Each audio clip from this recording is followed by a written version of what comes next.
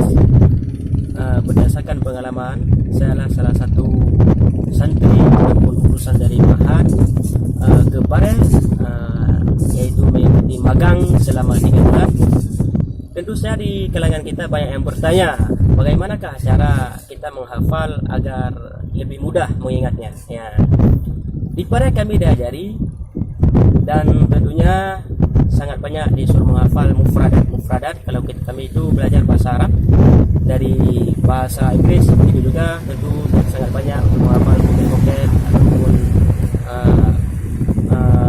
mufradat ataupun dalam bahasa Indonesia yaitu kalimat-kalimat.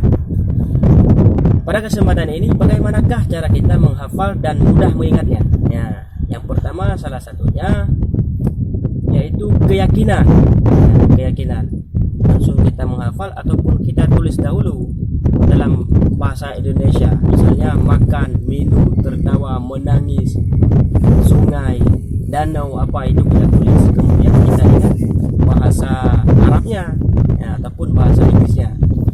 Kemudian sesudah itu tidak boleh tidak kita praktekkan dalam kehidupan kita sehari-hari.